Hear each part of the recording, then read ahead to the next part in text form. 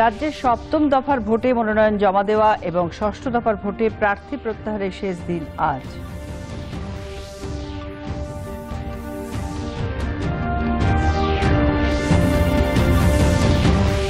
কলকাতায় নির্বাচনের কয়েকদিন আগেই একলপ্তে সরিয়ে দেওয়া হলো ৮ জন রিটার্নিং অফিসারকে।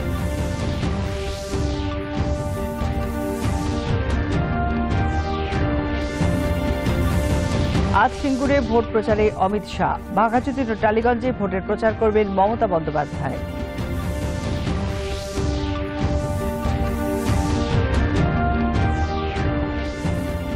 পরীক্ষা পে চর্চা অনুষ্ঠানে আজ প্রধানমন্ত্রী ভার্চুয়াল মাধ্যমে শিক্ষার্থী, শিক্ষক ও শিক্ষিকাদের সঙ্গে আলাপচারিতায় মিলিত হবে।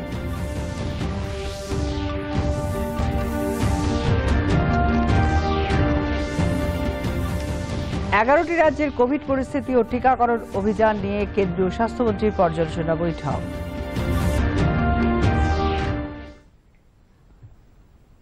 নমস্কার, আসছি বিস্তারিত খবরে। রাজ্যে সপ্তম দফার ভোটে মনোনয়ন জমা দেওয়ার আজ শেষ দিন। মনোনয়নপত্রগুলি আগামীকাল পরীক্ষা করে দেখা হবে। প্রার্থী পদ প্রত্যাহারের শেষ দিন 12 এপ্রিল। ভোট গ্রহণ আগামী 26 এপ্রিল।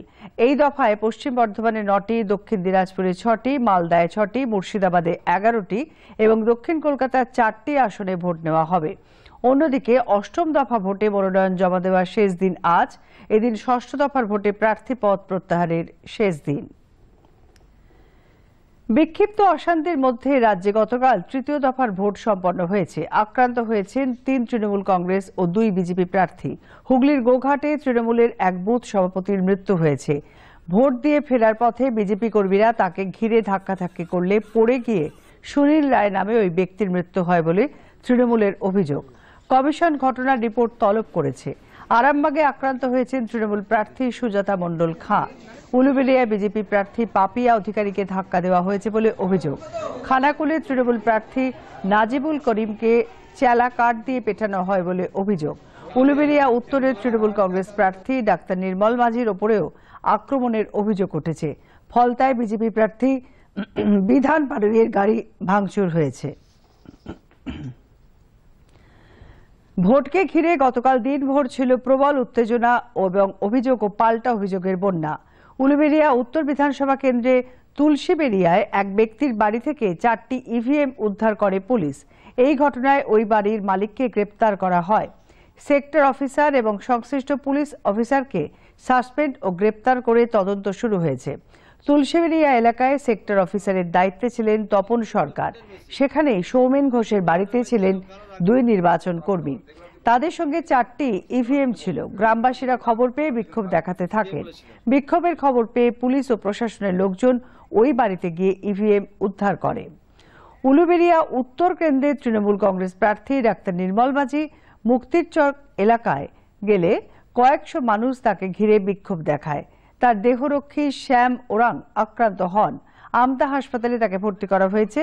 আবার নির্মল মাঝির বিরুদ্ধেও বিজেপি প্রার্থীর এজেন্টকে মারধরের অভিযোগ করে আমতা থানার সামনে বিক্ষোভ দেখান বিজেপি প্রার্থী চিরণ বেরা ও তার সমর্থকরা। উলুবেড়িয়া দক্ষিণে কালীনগর হাই স্কুলের সামনে কিছু মানুষ জমায়েত হলে কেন্দ্রীয় বাহিনীর কুইক রেসপন্স টিম খবর পেয়ে দ্রুত ঘটনাস্থলে আসে।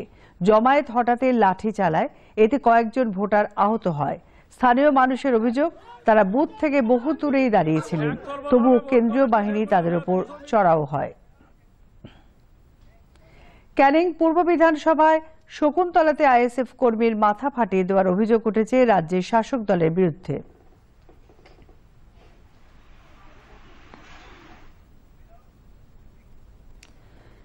আরামবাগের সভাইপুর হরিজন প্রাথমিক বিদ্যালয়ে ভোট গ্রহণ ধীরে চলছে বলে ভোটাররা অভিযোগ জানায়।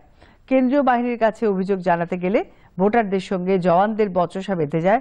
পরে অবশ্য সমস্যা মিটে যায়।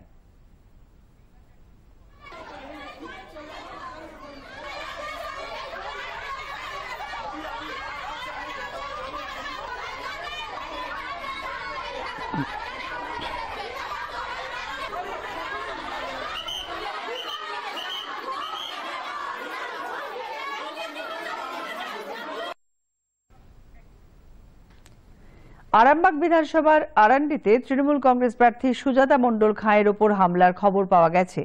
তার নিরাপত্তা রক্ষীকে মারধর করা হয়। এই ঘটনায় তৃণমূল কংগ্রেস নেতা ডেরেক ওব্রায়েন দিল্লিতে নির্বাচন কমিশনের কাছে অভিযোগ জানিয়েছেন। 5 জনকে আটক করা হয়েছে।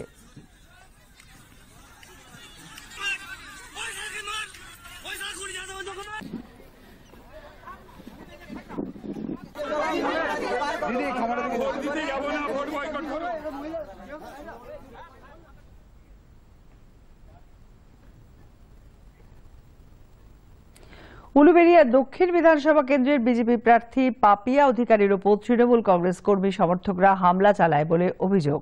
দলীয় এক কর্মীকে দেখতে হাসপাতালে গেলে দুষ্কৃতীরা তার ওপর চড়াও হয় বলে পাপিয়া অভিযোগ করেছেন।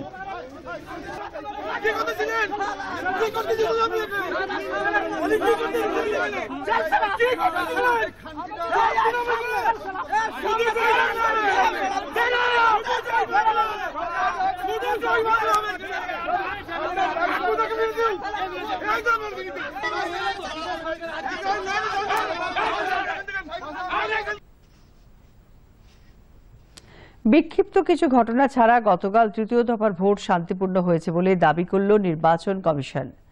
মুখ্য নির্বাচনী আধিকারিক আরিজ আফতাব এক সাংবাদিক বৈঠকে বলেন, আরামবাগ, খানাকুল, গোঘাট, উলুবেড়িয়া, উত্তর বিষ্ণুপুর সহ কয়েকটি এলাকায় বিচ্ছিন্ন কিছু অশান্তি হয়েছে।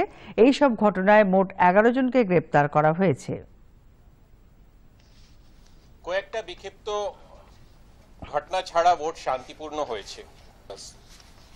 At 5 PM, 5টার সময় voting percentage was 77.68%. So, এটা brief আছে। আজকে complaints যেটা আমরা পেয়েছি C-Vigil complaints, C-Vigil-এ 199 complaints আমরা রিসিভ করেছি, NGS 1347 and CMS-এ 256, total 1802, that is 1802 complaints were received today. আজকে যে ইনসিডেন্টস হয়েছে, কালকে in fact night there was an incident at Tulsiberia, Uluberia North AC, Howrah, where 3 BUs, 3 CUs, that is 3 EVMs and 4 VVPATs were found in a person's house. এটার পরে sector অফিসারকে suspend করে দেওয়া হয়েছে।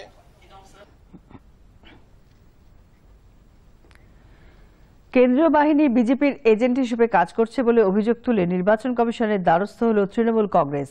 দলের নেতা ফিরাদ হাকিম গতকাল মুখ্য নির্বাচনী আধিকারিক আরিজ আফতাবের সঙ্গে দেখা করে এই অভিযোগ জানান। আরামবাগের তৃণমূল কংগ্রেস প্রার্থী সুজাতা মণ্ডল খাঁয়ের ওপর হামলার নিন্দা করে এই ঘটনায় কমিশন ও কেন্দ্রীয় বাহিনীর ভূমিকা নিয়ে প্রশ্ন তোলেন তিনি। নির্বাচন কমিশন সারা ভারতবর্ষের সম্বন্ধে এমন একটা পরিস্থিতি রেখেছিল যে পশ্চিমবঙ্গে নির্বাচন শান্তিপূর্ণ হয় না, পশ্চিমবঙ্গে গণতন্ত্র নেই, তাই এখানে 8 দফা নির্বাচন করতে হচ্ছে। কিন্তু 8 দফা নির্বাচন করার পরেও যে সেন্ট্রাল ফোর্সকে নিয়ে এসে প্রায় পশ্চিমবঙ্গ ভরিয়ে দিয়েছে, তারা ডাইরেক্টলি বিজেপির এজেন্ট হিসেবে কাজ করছে। আমি এখানে এসেছিলাম সিওর কাছে এই কমপ্লেনটা জমা দিতে যে আজকে আমাদের একজন মহিলা ক্যান্ডিডেট, তাকে বাঁশ দিয়ে পেটানো হলো, তার প্রায় প্রাণহানি হলো। একটা রড মারতে গেছিল, বাই চান্স তার যে পার্সোনাল সিকিউরিটি সে আটকে দিয়েছে বলে রডটা মাথায় পড়ে, খাসুয়া দিয়ে তাকে তাড়া করা হয়েছে। তারপরেও গণতন্ত্র রক্ষা করছে সিআরপিএফ, তারপরেও গণতন্ত্র রক্ষাকারী ইলেকশন কমিশন তার দায়িত্ব পালন করছে, এই প্রশ্নটা নিশ্চিতভাবে আমার আছে। কেন্দ্রীয় বাহিনী তারকেশ্বরে এক নাবালিকা শ্লীলতাহানি করেছে বলে অভিযোগ তুললেন তৃণমূল কংগ্রেসের রাজ্যসভা সাংসদ ডেরেক ওব্রায়েন। এই ঘটনার তীব্র নিন্দা করেন তিনি। হুগলির তারকেশ্বরে কি হয়েছে, এক সিআরপিএফ জওয়ান এক নাবালিকার শ্লীলতাহানি করেছে। ওখানকার লোকেরা তাকে জুতো দিয়ে মারধর করেছে, আর তারপর পুলিশ গিয়ে তাকে সিআরপিএফ জওয়ানকে উদ্ধার করেছে। সিআরপিএফ জওয়ানরা স্থানীয় লোকেদের নানান জায়গায় ভয় দেখাচ্ছে আর বলছে তৃণমূলকে ভোট দেবেন না। এটা কি হচ্ছে? বহিরাগতরা এইভাবে এসে কি করছে?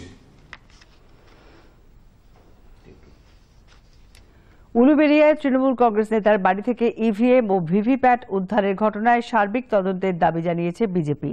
দলের রাজ্য সহ সভাপতি জয়প্রকাশ মজুমদার বলেন, তৃণমূল যে কোনোভাবেই ভোটে জিততে মরিয়া, এই ঘটনা তারই প্রমাণ। তৃতীয় দফার নির্বাচন শুরু হয়েছে আপনারা জানেন, এবং এরই মধ্যে একটি চাঞ্চল্যকর ঘটনা সকলের সামনে এসছে। উলুবেড়িয়া উত্তর বিধানসভা কেন্দ্রের তুলসীবেড়িয়া অঞ্চলে এক তৃণমূল নেতা যার নাম গৌতম ঘোষ, তার বাড়িতে ইভিএম এবং ভিভিপ্যাট মেশিন দেখা যায় গতকাল রাত্রে তার বাড়িতে পাওয়া যায়।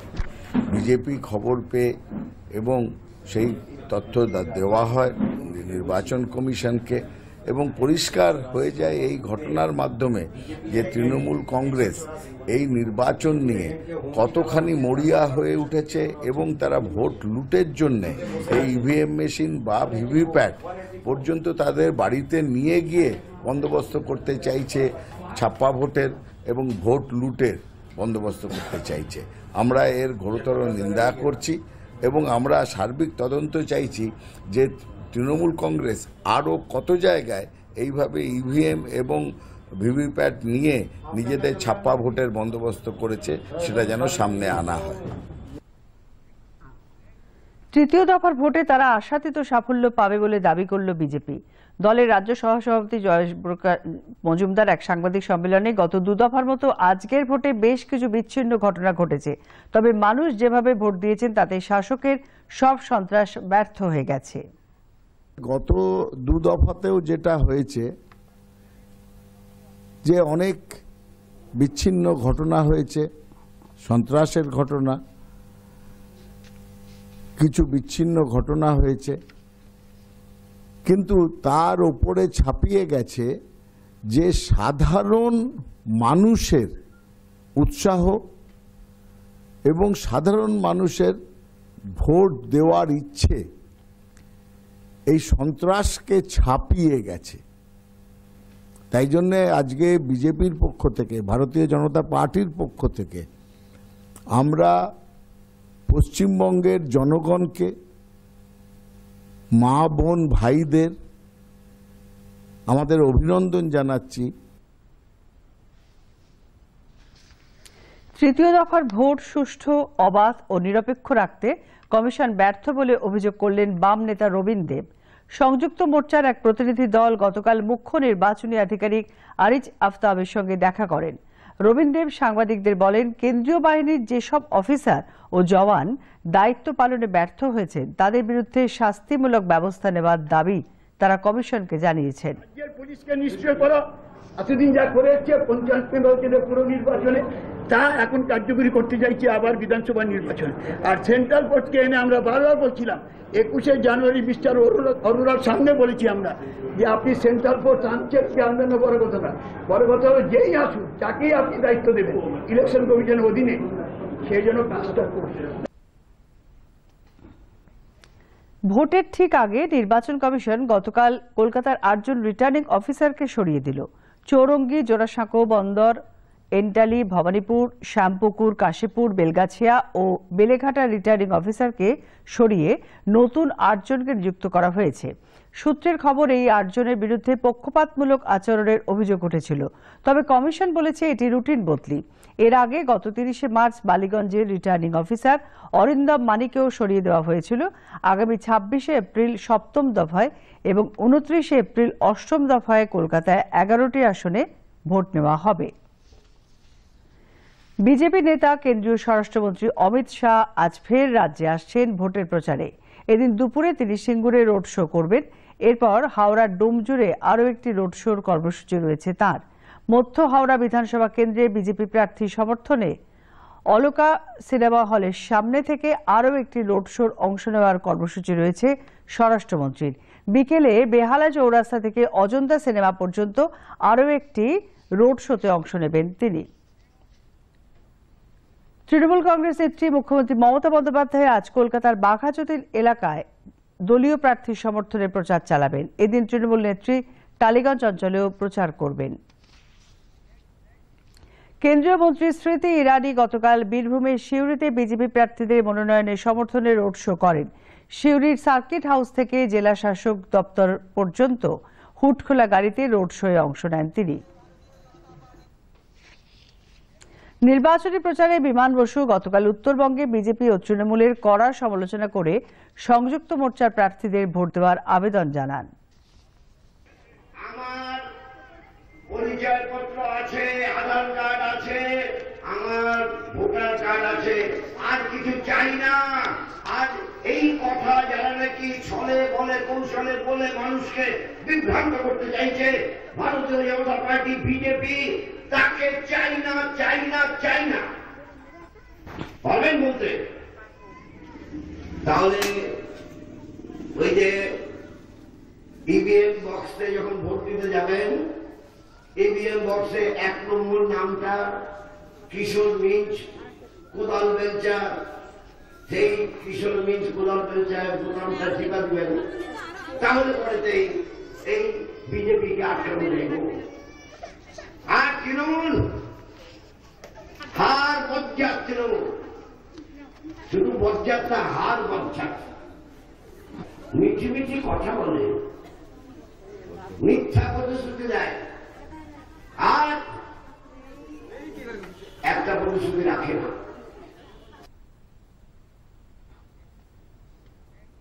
মালবাজারের ক্রান্তিতে গতকাল সংযুক্ত মোর্চার প্রার্থীদের পক্ষে নির্বাচনী সভায় যোগ দেন প্রদেশ কংগ্রেস সভাপতি অধীর রঞ্জন চৌধুরী।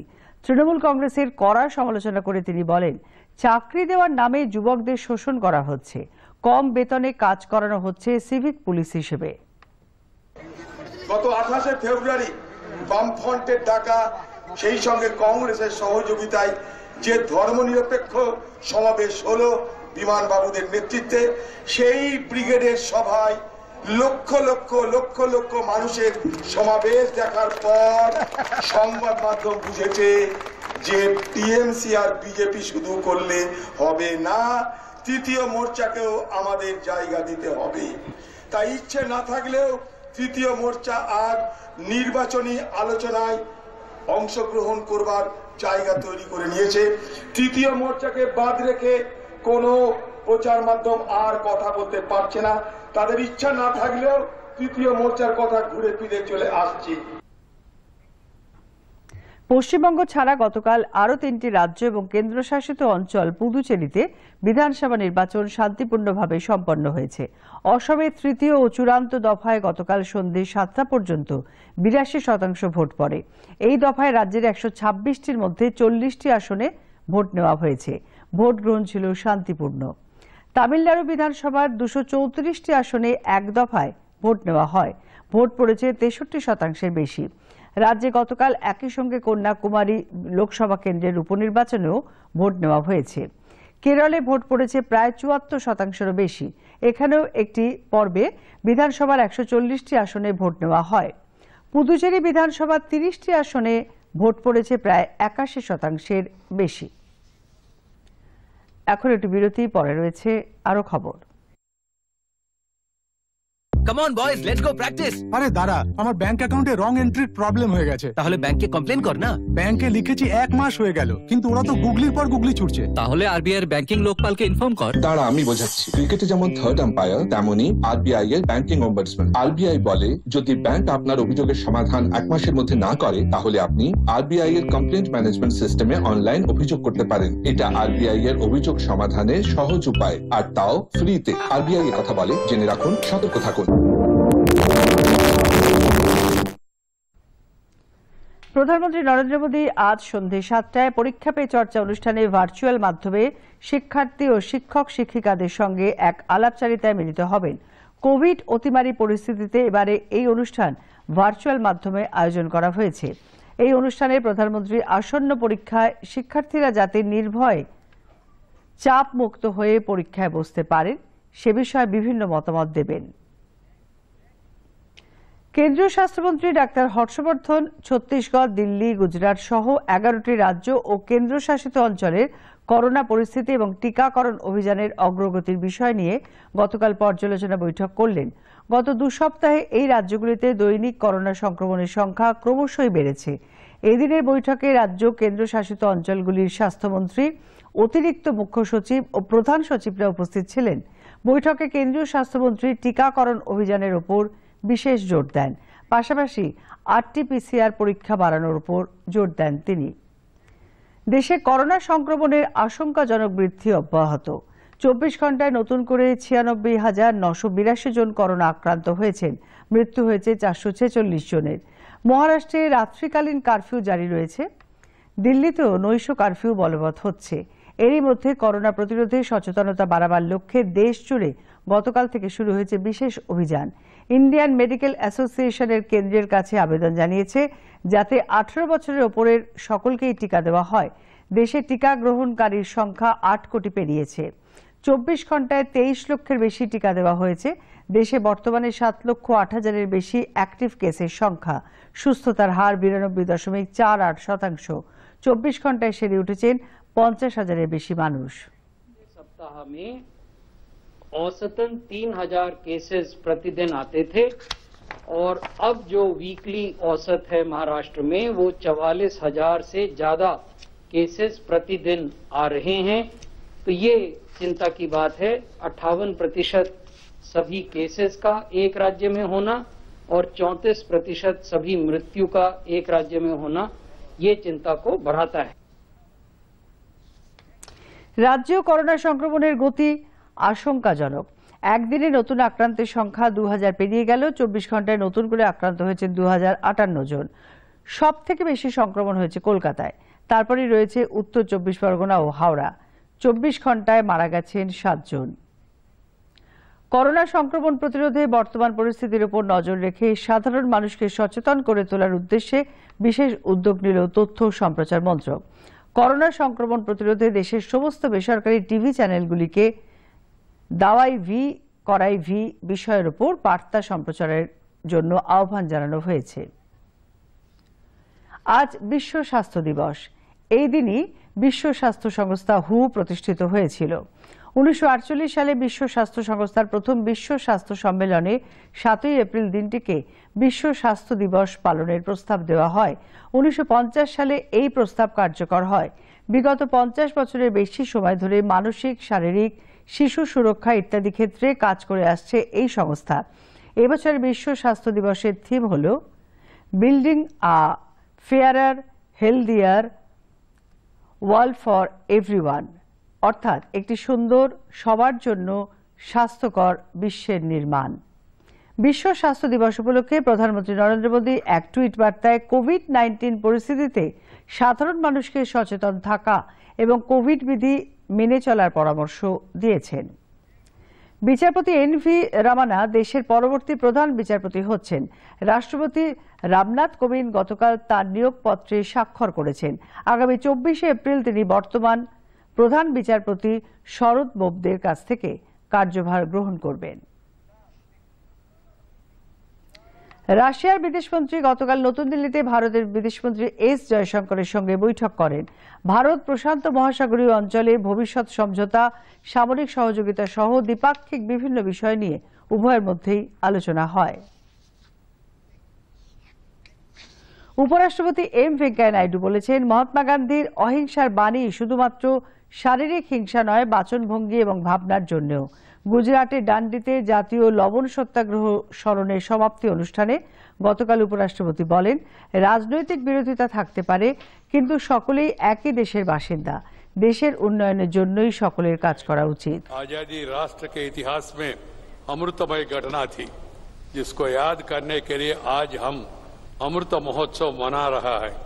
इस 75 वर्षों के दौरान देश के नागरिकों ने अपनी प्रतिभा और पुरुषार्थ से राष्ट्र के लिए अमृत का मंथन किया है।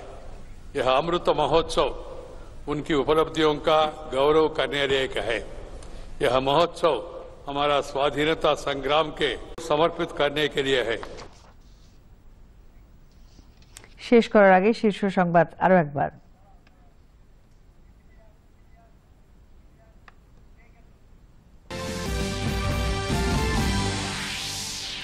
রাজ্যে সপ্তম দফার ভোটে মনোনয়ন জমা দেওয়া এবং ষষ্ঠ দফার ভোটে প্রার্থী প্রত্যাহারের শেষ দিন আজ।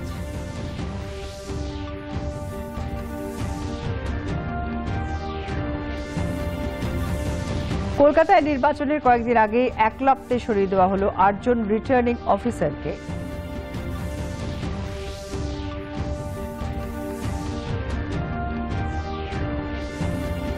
আজ সিঙ্গুরে ভোট প্রচারে অমিত শাহ, বাঘাযতীন ও টালিগঞ্জে ভোটের প্রচার করবেন মমতা বন্দ্যোপাধ্যায়।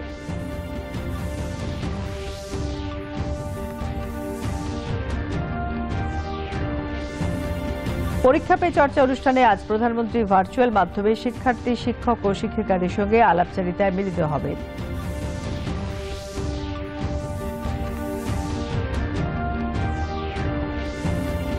এগারোটি রাজ্যের কোভিড পরিস্থিতি ও টিকাকরণ অভিযান নিয়ে কেন্দ্রীয় স্বাস্থ্যমন্ত্রীর পর্যালোচনা বৈঠক।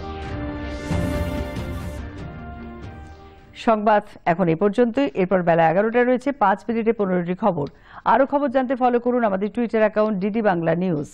এখন সবকটি খবর সরাসরি দেখা যায় ডিডি বাংলা নিউজ ইউটিউব চ্যানেলে।